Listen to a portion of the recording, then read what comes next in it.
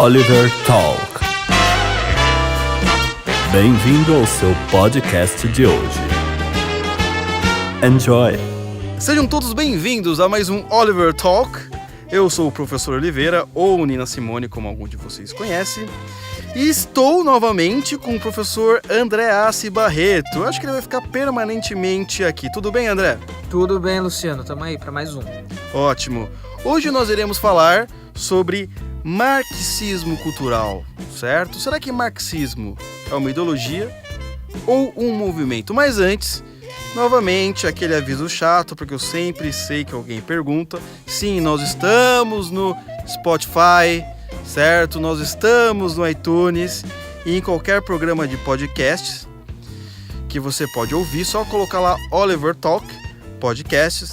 Você também pode acompanhar o nosso trabalho na nossa página, na página do André Assi Barreto, que vai estar na descrição, na minha página também do Facebook, certo?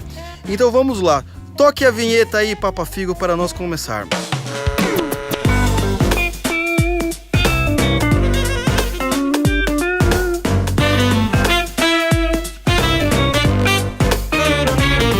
Vamos lá então, professor André. Nós estamos vendo que a esquerda está tendo uma reação muito grande e principalmente as falas do nosso presidente Jair Bolsonaro. Porque é só de vocês? Não, é de todo mundo. Não adianta se você elegeu ele. Não, é de todo mundo. Ele falando que vai acabar com lixo marxistas nas escolas. Mito. Não, vamos acabar com essa porcaria. E vem a seguinte questão. Por que acabar com lixo marxistas nas escolas? Será que todo mundo é marxista? Mas por que será que todo mundo é marxista? As pessoas não se declaram marxistas. Se você for na universidade, o sujeito vai se declarar frankfurtiano, sartreano, habermasiano, Foucaultiano, ou comunista, ou socialista, que tem as suas nuances. Não, eu sou progressista. Ninguém fala que é socialista fabiano, né? Sou sem vergonha. Não existe, não existe. Sou, né? Sou socialista fabiano. Enfim, eu sou do Partido da Marina. Eu sou do Ciro Gomes. Eu sou isentão. Sou feminista. Frentista. Enfim, são vários nomes que existem que, vamos dizer assim, várias, não são ideologias, mas várias caracterizações, vários tipos de nomeações que estão contra o Bolsonaro, que, apesar de elas terem suas diferenças, né? Feministas, revolucionários cubanos, socialistas e whatever tal, ou ele não, ou os globalistas, etc. Depois a gente fala exatamente o que são os globalistas em um podcast grande, enfim. São várias denominações diferentes, que têm as suas diferenças internas, mas todos estão contra o governo do Bolsonaro, né? Então, nós podemos concluir da seguinte maneira: eles têm um princípio comum, que filósofo, por exemplo, como Olavo de Carvalho, fala que é um princípio marxista, certo? Você poderia explicar pra gente como que você define o marxismo, por exemplo? Bom, o marxismo, ele surge, teoricamente, tudo na teoria que estamos falando, né? Ele surge como uma hipótese econômica e social, né? Exatamente. Um método para se explicar a sociedade, um método novo, que é o materialismo dialético. E se você ler o mundo através das lentes do materialismo dialético, você vai chegar num determinado tipo de economia onde não existem classes e nem propriedade privada. Sim. Então, assim, em linhas bem gerais, é isso. Mas veja, isso só daqui a gente já pode ver que, bom, então é uma questão de sociologia, uma questão de economia, né? Onde que entra a cultura aí nessa coisa, né? E assim, alguém do populacho, ou um estudante maconheiro da USP, falaria, em outras palavras, não, isso é igualdade. Isso é só justiça. A justiça social. Em palavras assim... Jesus era marxista. Exatamente, em palavras muito mais simples, né? Agora continua a sua explicação, por gentileza. Então, mas veja, eu tenho um teste, esse é um teste que eu faço de vez em quando eu tenho a oportunidade de estar com uma plateia razoavelmente grande, eu faço o seguinte teste, eu pergunto, quem aqui é marxista? E como normalmente eu falo para plateias não marxistas, ninguém levanta a mão. Eu fiz isso uma vez com uma amostragem mais interessante, que foi numa sala de aula. Eu perguntei, quem aqui conhece, tal, sabe e se considera marxista? Aí ninguém levantou a mão. Aí eu falei, beleza. Aí eu lancei uma pergunta. Por que existem pobres? Aí tal, aquela coisa, né? Ninguém se propôs a responder. Aí um garoto respondeu. Aí ele falou assim, porque existem ricos. Eu falei, nossa, e você não se considera marxista? Porque isso é a resposta do marxismo. Né? O marxismo acredita que só existem classes porque existem os exploradores e os explorados, e os exploradores só se garantem na condição de explorados porque exploram. Então, e acreditam que a economia é um jogo de soma zero. Que para um ganhar, o outro tem que perder. Uhum. Então você não é marxista? Peraí. Ou seja, o Nelson Rodrigues falava isso, né? Que o marxismo no Brasil ele virou uma espécie de atmosfera, né? Você respira marxismo. E, inclusive, a ponto de pessoas que sabem o que é marxismo, não se consideram marxistas, só conseguirem dar uma resposta marxista para uma pergunta como essa. Então, eu acho que um primeiro aspecto do que se chama aí marxismo cultural envolve claramente isso. Como é possível que existam marxistas que não se consideram marxistas? E é muito interessante, puxando um gancho da questão da dialética marxista, até você falou, por exemplo, do oprimido e opressor. Essa tensão ela vai passar para todas as áreas das mais variadas correntes marxistas possíveis. Então, sempre quando você tem, não vou dizer sempre que eu não conheço as dezenas de milhares de correntes marxistas, são enormes. Só o Olavo deve conhecer porque ele tem 500 livros de marxismo. Leu tudo. Mas assim, essa tensão ela é transferida para outras áreas. Então você tem o feminismo, que é a exploração do homem, o homem branco, e a oprimida mulher. Você tem movimentos negros, também não, o branco oprime o negro. E até, por exemplo, aquele famoso debate entre o Caio Prado Júnior e o Mário Ferreira dos Santos. Tem até um artigo na internet, vocês podem procurar, que o Mário Ferreira dos Santos fala para ele, olha, a história do Brasil, ela é marxista. Por quê? O historiador, quando ele começa a estudar a história do Brasil, ele sempre vai ver tudo a partir da lente marxista. Ou seja, sempre tem um explorador e um oprimido. Quem não faz parte dessa dialética não está dentro da história. Então você tinha os índios que são oprimidos e chegaram o quê? Os portugueses, exploradores. Aí saem os índios entre os negros. E o que aconteceu com os índios depois? Não importa, não interessa, porque a gente só pode ver a história a partir desse... Na escala da opressão, os negros estão na frente agora. Da opressão. Então, assim, podemos definir que o marxismo, ele também é uma ideologia, só que ele é muito mais do que isso. Sim. Ele é uma cultura, então? Eu acho que a melhor maneira da gente definir o tal do... É legal, porque você fala marxismo cultural, já vira gatilho de alerta, teoria da conspiração, Olavete, não sei o quê. Eu até tenho como projeto pessoal um dia escrever um livro sobre isso.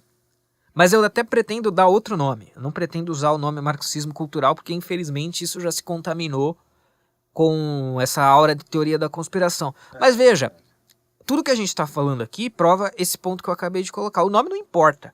O que importa é esse fenômeno de reproduzir a dicotomia marxista, opressor e oprimido, em todos os campos da cultura. E é assim que eu defino o marxismo cultural. Isso é o marxismo cultural. Tem um episódio que aconteceu comigo muito interessante. Eu encontrei uma postagem no Facebook de um sujeito cantando em prosa e verso as maravilhas do marxismo. E como Marx foi um pensador influente. Influenciou a geografia, economia, sociologia, filosofia, história, arquitetura, crítica literária. Influenciou tudo, deve ter influenciado até a matemática, não sei. E ele estava falando isso. Aí eu fui lá e escrevi um comentário. Caramba, mas você está falando que o Marx tem uma influência para muito além da economia e da sociologia. E falando que ele é influente na cabeça, portanto, de arquitetos, de críticos literários, de sociólogos, economistas, historiadores, filósofos. Teólogos. Uhum. E você está falando que marxismo cultural não existe? Quer dizer, você está falando que o marxismo se aplica com sucesso a quase todos os campos da cultura hoje, mas marxismo cultural é a teoria da conspiração. Uhum. E aí, e se você for estudar essas coisas, você vai ver que o que tudo isso tem em comum? A reprodução da relação opressor e oprimido, que no Marx existe enquanto um aspecto econômico, é o burguês que explora o proletário.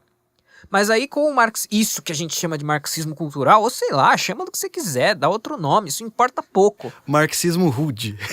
Marxismo feioso, sei lá. Isso importa menos do que o fenômeno que está sendo descrito. E qual que é o fenômeno? Esse.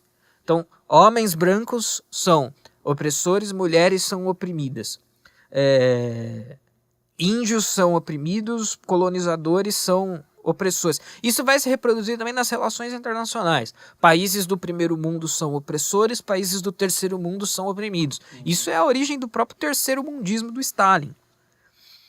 Então, se você está apontando por o mero fato de que isso existe, o que tem de conspiratório nisso? Por que as pessoas têm essa necessidade de tratar isso como teoria da conspiração, sendo que elas próprias admitem esse fenômeno para exaltar o Marx? A influência dele em todos os campos da cultura. Então eu realmente não entendo. Né? Todos esses movimentos que de alguma maneira têm essa semente marxista, ou feminismo, ideologia de gênero, socialismo, comunismo e etc, eles têm um centro comum, que é a ação revolucionária no mundo, mesmo que lateralmente seus aspectos sejam diferentes.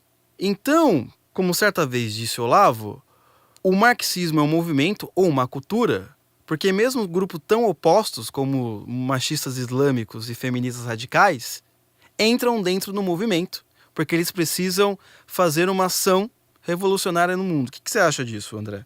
Não, esse é um outro desdobramento do que seria esse marxismo cultural, né? Então, primeiro, o marxismo ele é uma ideologia. Ele é uma ideologia em que sentido? Como você bem colocou. Eu gosto de usar a palavra cosmovisão, né? O que é uma cosmovisão? É uma visão totalizante de mundo. É um esquema de ideias, um conjunto de ideias que te explica tudo. Olha, por que existem essas coisas? Essa cosmovisão explica. O cristianismo não tem problema nenhum em ter uma cosmovisão. O cristianismo é uma cosmovisão. Em certo sentido, na verdade isso não é bem preciso, porque o cristianismo não vai te dar preceitos de como, sei lá, como você escova os dentes, coisa que o Islã faz. O Islã é uma cosmovisão. Mas não importa. Uma ideologia é uma cosmovisão, então, quase que completa, que te dá uma perspectiva quase que sobre todas as coisas, e que supostamente tem a fórmula para o futuro perfeito. Eu gosto de definir ideologia assim.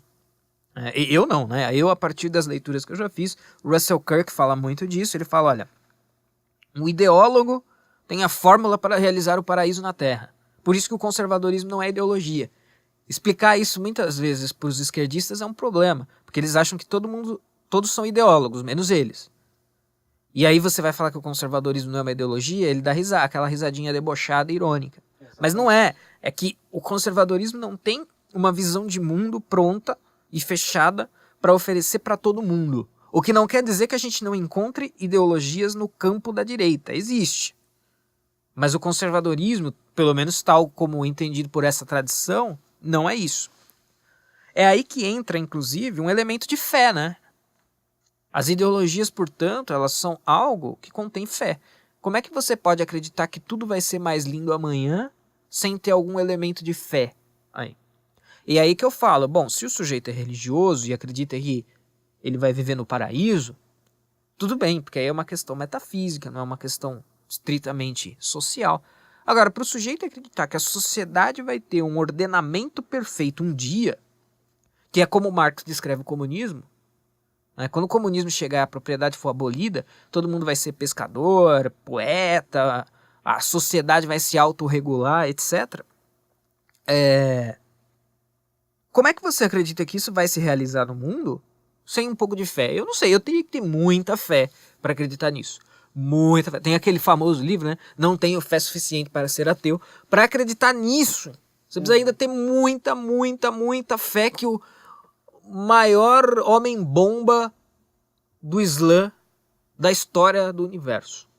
Mas os caras acreditam. E isso é uma ideologia. É por isso que nenhum marxista é culpado pelos seus crimes, porque todo crime que ele faz é pensando no futuro. Claro. É pensando na humanidade, do amanhã. O George Orwell, ele tinha uma frase perfeita para falar disso, que era o seguinte: os revolucionários dizem que é preciso quebrar os ovos para fazer uma omelete. O problema é que a omelete nunca vem. Eles estão sempre quebrando os ovos, estão sempre matando todo mundo. Não, mas veja, nós estamos matando porque amanhã a gente vai realizar a justiça social perfeita e total. Então você tem o salvo-conduto para fazer o que você quiser, literalmente, né? Olha, quem vai ousar se opor ao paraíso na Terra? Por isso que eu falo, o revolucionário de esquerda ele tem mais fé que o cristão, porque o cristão acha que o paraíso vai se realizar em outra vida, não dentro da história. O marxista, o revolucionário em geral, ele acha que o paraíso vai se realizar na história. Você vai ter um paraíso terreno em algum ponto da história, que será o fim da história, que para o Marx é o comunismo. Como eu estava dizendo, precisa ter muita fé para acreditar nisso. Muita fé, uma fé da qual eu não disponho, pelo menos. Por isso que eu sou conservador. Eu não lembro qual autor disse isso agora, mas é uma frase brilhante. Quando alguém quer trazer o paraíso para a Terra, sempre transforma ela no inferno. Eu já ouvi essa frase, não sei quem é o autor também. Agora, André, mais um tópico, antes que o nosso tempo acabe. Não está marcado aqui, mas me surgiu na mente. Enfim, começamos falando do nosso presidente falando, ou melhor, o presidente Jair Bolsonaro, senão falar que ele está pagando a gente. Vamos derrubar o lixo marxista. E nós falamos aqui da hegemonia, né, do marxismo. Se você, por exemplo, pensa que... Eu acho que esse exemplo é brilhante. Se você pensa que existem pobres por causa de ricos, então você está, de certa forma, dominado pelo pensamento marxista. Seu esquema, você opera mentalmente com esquemas marxistas de análise. O que nós podemos fazer? Não sei, talvez seja uma pergunta muito pretensiosa da minha parte, né? Para nós tentarmos ganhar espaços nessa hegemonia. Será que um podcast serve? Contribui, com certeza contribui. Bom, eu acho que o Ricardo Vélez tem que me chamar para ser assessor de... Não, brincadeira. Olha, eu acho que nesse campo especificamente, pelo menos tal como eu entendo a questão e a coisa toda, já está sendo feita alguma coisa. Uhum. Eu acho que a esquerda ela tem, pelas vias tortas, razão num certo aspecto, que é o seguinte: eles falam, não tem doutrinação na escola, porque se tivesse o Bolsonaro não seria eleito. Não é bem isso, porque, enfim, né, não quer dizer, o fato de existir doutrinação não quer dizer que ela vai ser efetiva em doutrinar 100% das pessoas. Se doutrinou metade, a outra metade do país votou no Bolsonaro, todo mundo foi doutrinado do mesmo jeito, né? E tem aquele problema que eu mencionei no podcast anterior, que há pessoas que são indoutrináveis. Mas veja, existe muita coisa que pode ser feita, que vem sendo feita, que foi feita inclusive a ponto de possibilitar a eleição do Bolsonaro. Por exemplo, criar um ambiente cultural menos hostil a ideias de não esquerda. E nesse sentido, eu uso não esquerda com precisão. Eu nem falo ideias de direita. Não se trata de tornar todo mundo em ideólogos de direita. Olha, agora a gente só vai ler livros de direita, livros conservadores, o escambau. Não, não é isso. Mas basta que circulem na atmosfera ideias de não esquerda. Sejam ideias liberais em economia, ideias libertárias em filosofia, ideias conservadoras em história. E eu não estou falando, eu não preciso me comprometer com a correção dessas ideias. Sei lá se essas ideias estão certas, estão erradas, não sei. Eu acredito no livre mercado de ideias, onde todas essas ideias existem, são discutidas, concorrem entre si, e no limite, isso pode ser um pouco inocente, as melhores vão ir prevalecendo ao longo do tempo. E isso já foi feito, num certo sentido. Eu acho que tem que continuar sendo feito, ser aumentado, melhorado, continuar publicando os livros de autores de não esquerda que eram completamente inexistentes no Brasil. Nisso a gente avançou muito, né? Brasileiros falando sobre temas de conservadorismo e liberalismo, com propriedade, com qualidade, etc, etc. Isso já vinha acontecendo e precisa continuar acontecendo.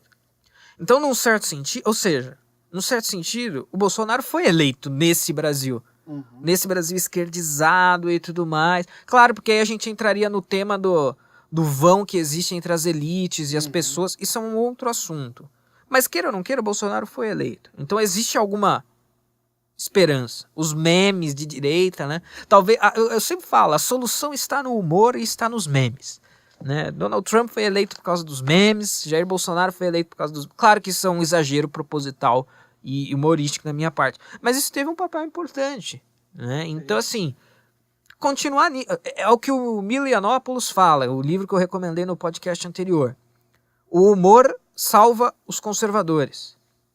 Então não basta só ganhar o debate quando você está de gravata na universidade. Você tem que ser engraçado, você tem que chamar a atenção das pessoas, cativar as pessoas, falar para públicos distintos, né?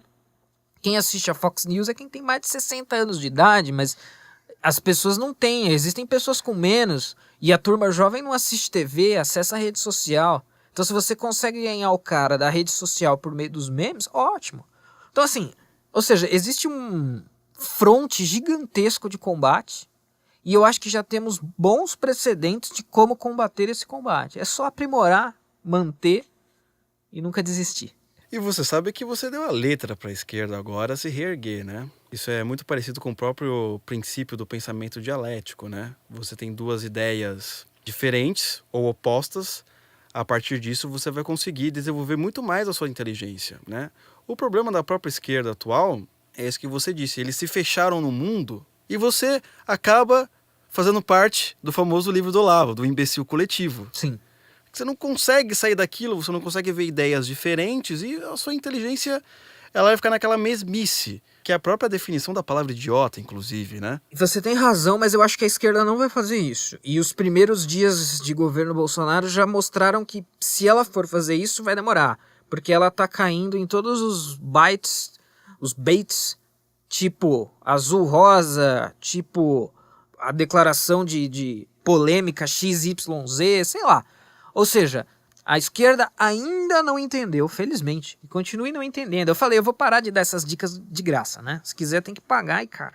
Mas ela não entendeu ainda o que está acontecendo. Que bom que continue sem entender, eles vão ficar 50 anos perdendo as eleições. A chapa Laurinha Bolsonaro 2070 tá aí. O imperador, né? Mas eu também não acredito muito nisso não, viu? Eu tenho uma esperança não cristã. Então, pessoal, vamos então para o nosso próximo bloco. Recomendação de um livro. Então coloca aí a vinheta Papa Figo para o nosso próximo bloco.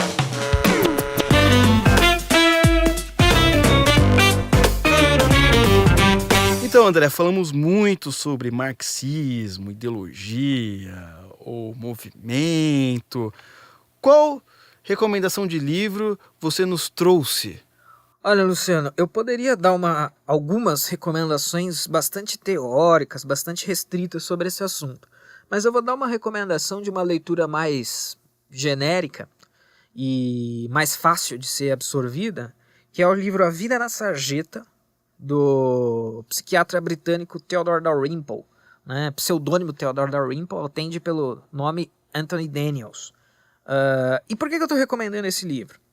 Tem um texto no meu site em que eu intitulo de 2 exemplos práticos do que se convencionou chamar marxismo cultural.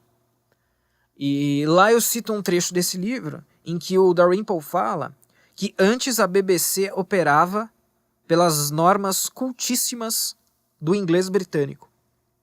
E com o passar do tempo, ela passou não só a permitir, mas a incentivar seus jornalistas a usar a linguagem mais do povão, usar a linguagem mais coloquial, usar... Fazer um rap daqui a pouco. Os próximos passos devem estar aí.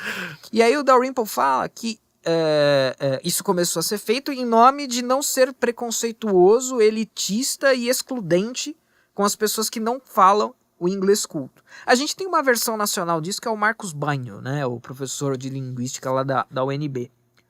Isso é um exemplo de marxismo cultural. Isto é marxismo cultural. Quando você usa a norma culta, você é opressor. Quando você fala nós vai, você está sendo do povão. E no fundo, você não está errado, porque você é oprimido pela gramática opressora e tudo mais. Então você deve sim continuar falando errado, porque se você se faz entender, né? Primeiro que falar errado já é errado. Não existe falar errado, né? Deixa eu falar errado. Então, nesse livro você vai encontrar uma série de outros exemplos. É um livro excelente, é um livro vale muito a pena a leitura. Foi o primeiro livro do Dalrymple a ser publicado no Brasil. Então é isso aí, pessoal. Vocês podem comprar no link aqui abaixo da Amazon.